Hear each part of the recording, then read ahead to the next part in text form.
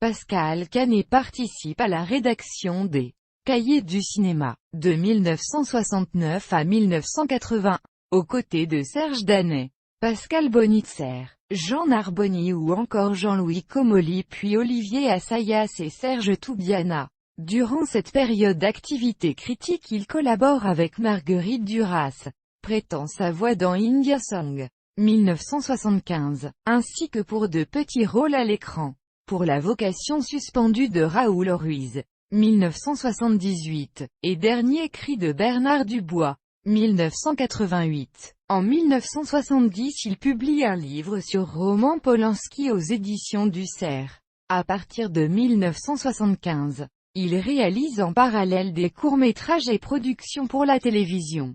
Avec À propos de Pierre Rivière, 1975, Chirico par Cocteau, 1980, L'effet François USA, 1987, Guimard, un architecte et ses folies, 1992, Collection privée, Art public, 1993, Les pierres de l'oubli, 1993, Le cinéphile et le village, 1995, et Héroïne de la Bible dans la peinture, 2006, côté long métrage de fiction. Il se lance dans le conte décalé avec Dora et la lanterne magique. 1978, coécrit avec Raoul Ruiz, et notamment interprété par Valérie Mérès, Nathalie Asnar et Michel Perlon. Ou Comment la fille d'un savant tente de percer le mystère du secret de son père. Suit Liberty Bell, 1983, une éducation politique et amoureuse dans la France troublée de la guerre d'Algérie, avec Jérôme Zouka, Dominique Laffin et André Dussolier.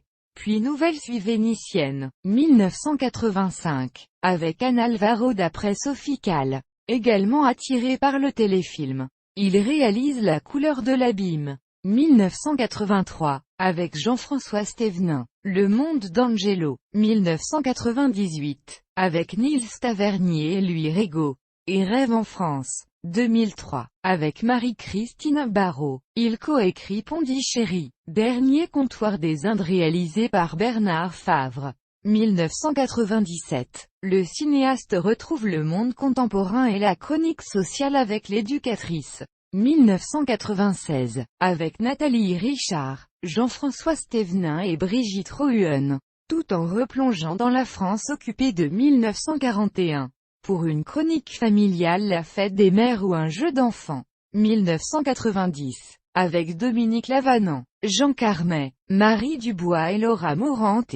La Shoah est plus précisément convoquée dans Je ne vous oublierai jamais, 2010, avec Rudy Rosenberg, Fanny Valette et Pierre Arditi. Un thème déjà évoqué dans le moyen-métrage documentaire La théorie du fantôme, 2002. Pascal Canet a aussi été enseignant à l'IDEC, à la FEMIS à Paris 1 et Paris 3, comptant parmi ses élèves Arnaud Desplechin ou Noémie Lvovsky. Il a notamment donné son premier rôle à Juliette Binoche dans Liberty Bell ainsi qu'à Karine Viard, dans La perle et les cochons.